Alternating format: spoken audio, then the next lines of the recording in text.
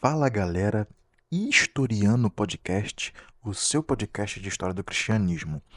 Esse é o nosso segundo episódio e vamos falar sobre os 4 primeiros concílios ecumênicos. Corre comigo que tem conteúdo fresquinho sobre a história do cristianismo.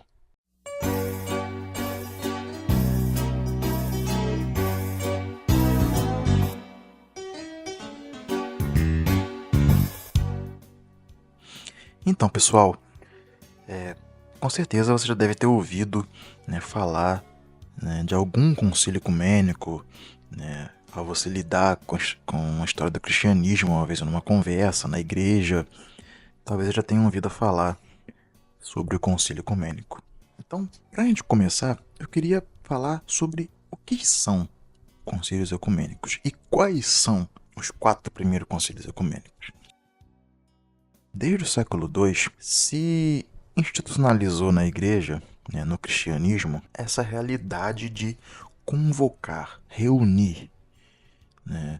É já uma realidade que acontecia no próprio cristianismo apostólico, quando a gente vê lá o Sínodo de Jerusalém, Paulo, Pedro, mas ela vai se institucionalizando, vai ganhando um caráter institucional, que você vai reunir bispos, locais, regionais, e com o avanço do cristianismo, no século IV, o cristianismo se torna uma religião lícita, não mais perseguida, não mais ilícita, mas uma religião legal, e depois privilegiada até se tornar religião oficial, no finalzinho do século IV, você vai ter os grandes concílios, que são chamados de concílios ecumênicos. E hoje, principalmente no Ocidente, se confere aos 4 concílios ecumênicos um caráter doutrinário. A Igreja Católica Apostólica Romana vai reconhecer esses 4 concílios como autoritativos. A Igreja Ortodoxa Bizantina vai reconhecer esses 4 concílios como autoritativos. Muitas igrejas protestantes.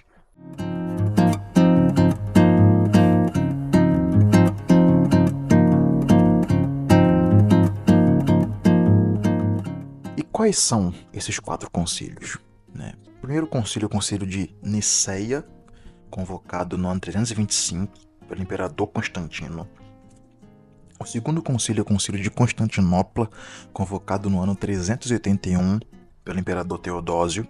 O terceiro concílio foi convocado no ano 431 pelo imperador Teodósio II, e o concílio de Calcedônia foi convocado no ano 451 por 2 imperadores em conjunto, o imperador Marciano e o imperador Valentiniano III. Então nós temos aqui um período, que vai do ano 325 até o ano 451. Estamos falando aí de mais de 120 anos. Então é um período em que esses concílios que foram realizados, ecumênico quer dizer em todo o mundo habitado. Então esses concílios eles vão se pretender serem universais, serem ecumênicos, para tratar geralmente de alguma controvérsia.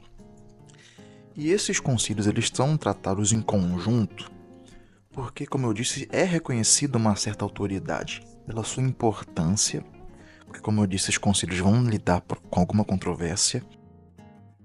O concílio de Nicéia foi convocado para tratar da questão do arianismo, que colocava de lado a divindade de Cristo, colocava em dúvida a divindade de Cristo. Cristo não era eterno, era uma criatura superior, mas era uma criatura, confirmava Ário. O Concílio de Constantinopla vai lidar, mais uma vez, vai dar a segunda martelada no arianismo, porque Nicéia não conseguiu acabar com o arianismo, não conseguiu, o arianismo não foi extinto. Vai lidar também com outras heresias, como o apolinarismo, que fazia uma confusão da pessoa de Cristo. O Concílio de Éfeso vai ser convocado para tratar, das controvérsias entre Cirilo e Nestório, confrontando 2 teologias, diferentes, que é a escola de Antioquia e a escola de Alexandria. E o Concílio de Calcedônia vai ser convocada para tentar dar fim a essas discussões que se iniciaram no Concílio de Éfeso. Então, esses 4 concílios, eles apresentam, né, para a doutrina, para a tradição cristã, uma importância muito grande. Eles foram convocados para lidar com controvérsias, para lidar com pontos que vão se tornando basilares, né, da doutrina cristã. Os concílios vão dar a base para a doutrina da Trindade, para a doutrina da divindade de Cristo, para a questão da natureza, né, como que funciona a natureza de Cristo. O Concílio de Calcedônia vai decidir que Cristo é uma pessoa com 2 naturezas. A Trindade não foi nenhum concílio que criou esse sentido, né? essa noção. É uma construção teológica que foi sendo exercida através do tempo.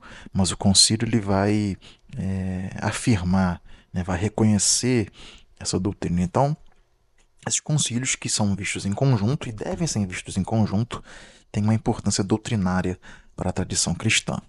E cabe aqui trazer como exemplo, para ilustrar essa questão da autoridade dos 4 primeiros concílios, que é a figura do Papa Gregório Magno, que viveu bem depois desses concílios.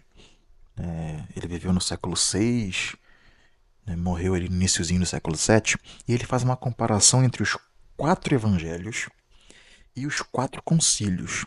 Ou seja, olha a tamanha importância doutrinária, né, da autoridade que esses concílios representava para o pensamento cristão, para a tradição cristã que foi se construindo.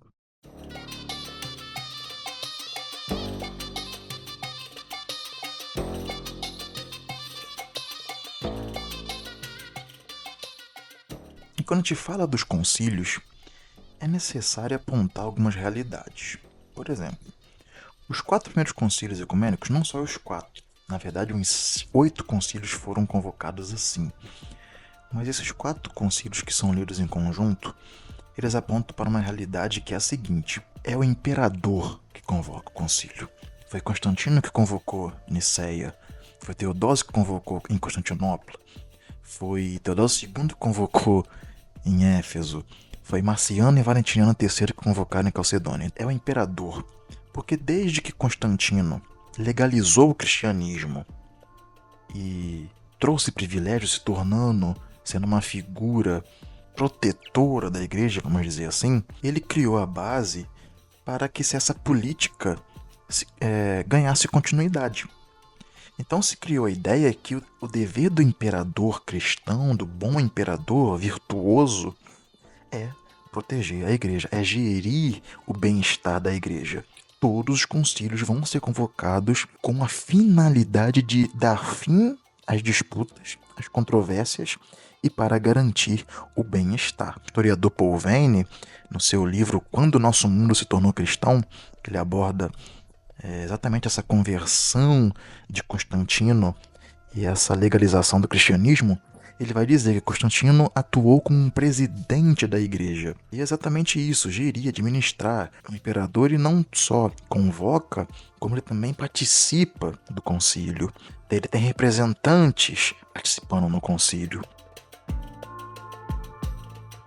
Outro ponto é que não dá para dissociar teologia de política, né? Não dá para desassociar igreja de Estado. Essa própria realidade do imperador gerindo, buscando o bem-estar da igreja, aponta para essa realidade. Porque os concílios eles não vão tratar só do caráter teológico, mas também estarão imbuídos de muita política eclesiástica. Por exemplo, o arianismo foi condenado em 325, mas continuou existindo porque muitos da corte imperial eram adeptos do arianismo. Constantino, que convocou o concílio de 325, né, convocou o concílio de Niceia, que condenou o arianismo, ele só foi batizado no seu leito de morte por um bispo ariano, Eusébio de Nicomédia. Olha que situação, olha que complexo. Então tem muita política envolvida. O arianismo, mesmo condenado, ele usufruiu de muitos privilégios, até ganhar uma nova martelada na cabeça e ser aí rejeitado de vez dentro do Império, porque o arianismo continua existindo. Muitos dos reinos, né, germânicos, né, quando o Império Romano vai cair, vai se desmantelar, né, no Ocidente, e os povos germânicos vão se instalar, né, nesses territórios, muitos desses povos eles vão aderir ao cristianismo, mas à maneira ariana. Então tem muita política envolvida nisso. O Concílio de Éfeso, que vai tratar de uma disputa, de um choque entre duas tradições teológicas, está imbuído da política eclesiástica, porque tá envolvida ali também a questão da primazia. Constantinopla era reconhecida uma primazia oriental, mas o Patriarcado de Alexandria também buscava conseguir. Tem a questão da primazia universal, que alguns vão dizer que pertence a Roma, outros vão dizer que Roma só tem a primazia ocidental. Não tem como nós, homens modernos do século XXI, com a nossa mentalidade de Estado laico, de separação entre igreja e Estado, aplicar essa realidade para a antiguidade. Na antiguidade, essas coisas estão misturadas, são quase que uma coisa só. Então, não é estranho para esse período que o imperador tem esse dever.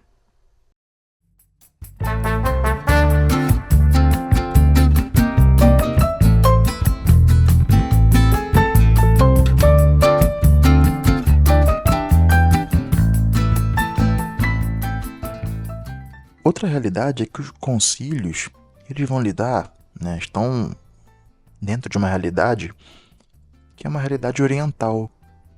Os concílios eles vão envolver controvérsias teológicas que são desenvolvidas a partir de categorias e termos da filosofia grega, da língua grega, do próprio pensamento platônico, aristotélico, que muito da atividade do labor teológico acabou herdando.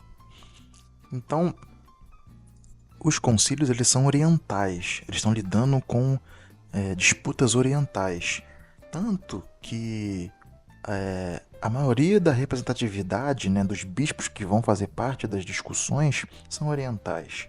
As 4 cidades onde aconteceram, onde se realizaram os concílios ecumênicos são orientais. Niceia, Constantinopla, Éfeso e Calcedônia são cidades orientais. Então, os 4 primeiros concílios, apesar de serem reconhecidos no Ocidente, de terem uma importância enorme para a doutrina e para a tradição cristã ocidental, eles são uma realidade oriental.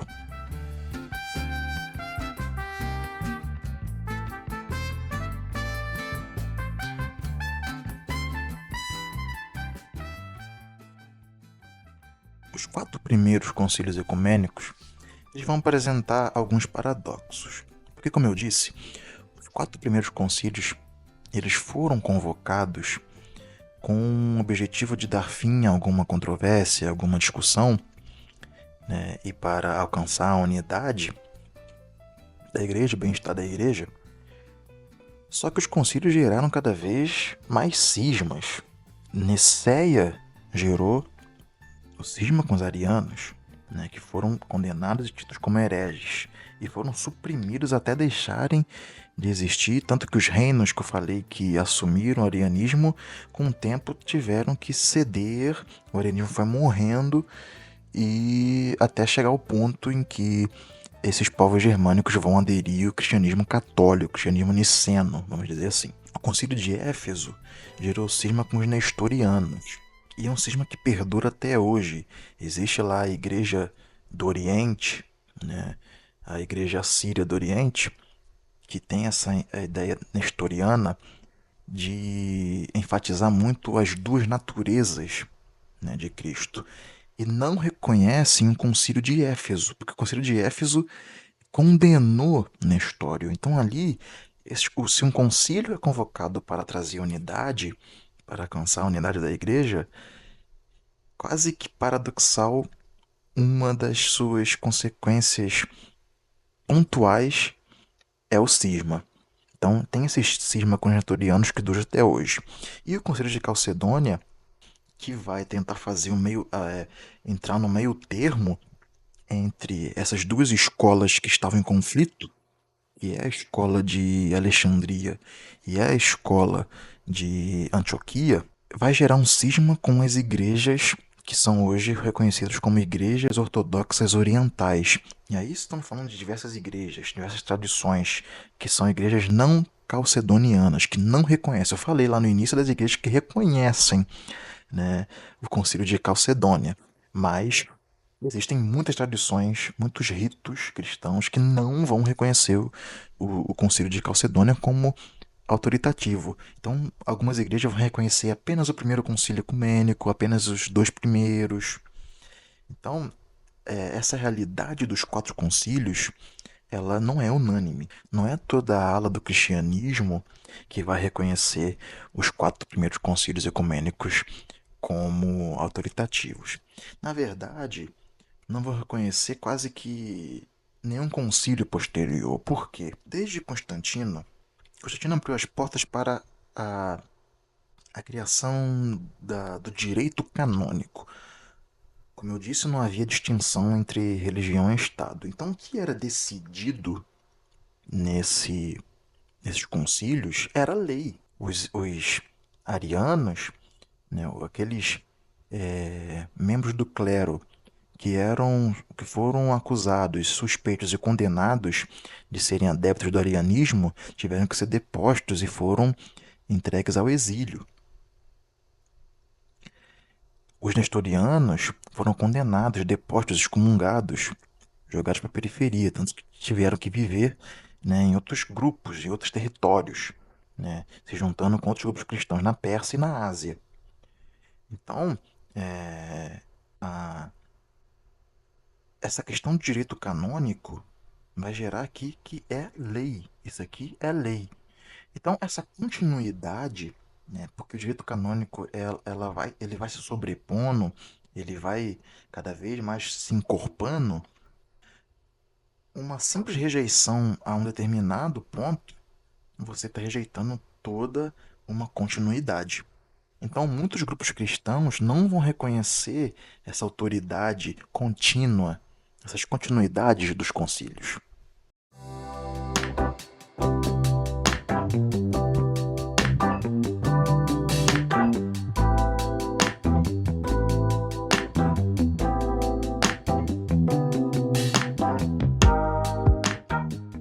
Um dos quatro concílios também apresenta um legado. Primeiro porque quando a gente olha, né, para as discussões, né, dos concílios, estamos tratando de questões da época, situações que eram urgentes para aquele período. A igreja ela não tinha, pelo menos, né, na questão externa, se preocupar com a perseguição. Tivemos sim perseguição entre cristãos, né? Grupos exterminando outros grupos, como eu falei aqui dos arianos, né, dos nestorianos, né, das igrejas não calcedonianas. E a questão das heresias, né, o perigo, né, né, de você se desviar da fé. Eu tenho até um vídeo no meu canal do YouTube sobre ortodoxia e heresia, e eram coisas cruciais, né, porque a doutrina cristã ainda estava se formando. Então, questões basilares da fé cristã, como Trindade, a pessoa de Cristo, estava se construindo. Então, os quatro concílios ecumênicos, eles têm um legado, só que é um legado paradoxal, né? É um legado positivo no sentido de trazer uma doutrina que muitas igrejas vão aceitar, mas que também rejeitou, colocou para escanteio muitas tradições.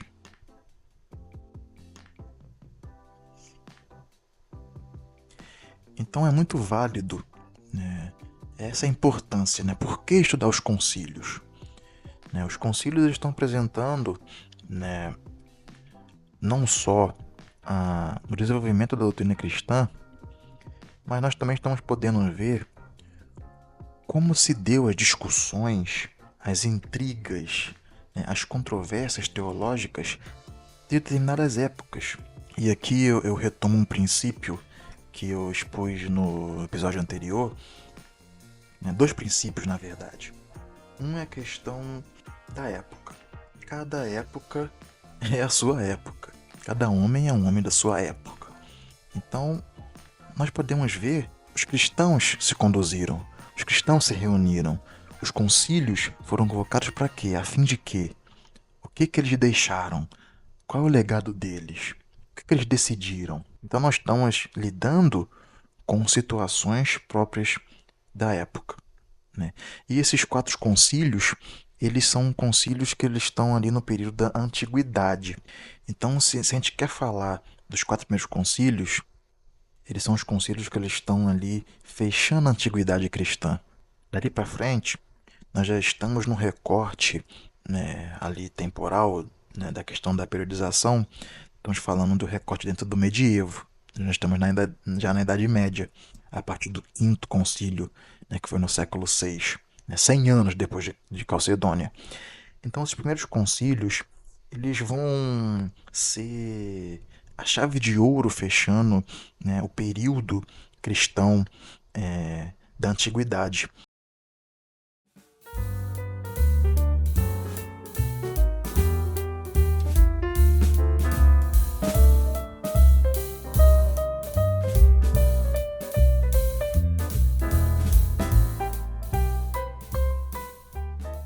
Então, pessoal, né, esse foi o nosso episódio. Espero que você tenha gostado. Nesse episódio, apenas fiz algumas observações, algumas indagações, algumas questões, para a gente poder pensar, né, esses 4 concílios que são muito importantes para serem estudados. Como eu disse ali, nós aprendemos como se desenvolveu a construção da doutrina cristã, né, as discussões, todos os problemas que estavam envolvidos, né, no fazer teológico, né, que a igreja encontrou. Vemos também a pluralidade do cristianismo, né? Igrejas que aceitam os concílios, igrejas que não aceitam, igrejas que estão afastadas, que têm os seus próprios, né, ritos, suas próprias tradições, né? O cristianismo é plural e os concílios e a sua aceitação e rejeição mostram isso. E se você quer aprender um pouquinho sobre cada um desses concílios, corre lá no meu canal, né? Esse episódio aqui está disponível no Spotify e no meu canal no YouTube. E no meu canal do YouTube tem 3 vídeos, né, que vão servir para você aprender, se aprofundar sobre cada concílio. Tem um vídeo sobre o concílio de Nicéia, tem um vídeo sobre o concílio de Constantinopla, que na verdade é um vídeo que está intitulado Igreja e Império, mas nele eu falo do concílio de Constantinopla. E tem um vídeo que eu fiz mais recentemente sobre os concílios de Éfeso e Calcedônia. É um vídeo só, bem grande, mas que ele aborda as discussões sobre o concílio de Éfeso e Calcedônia.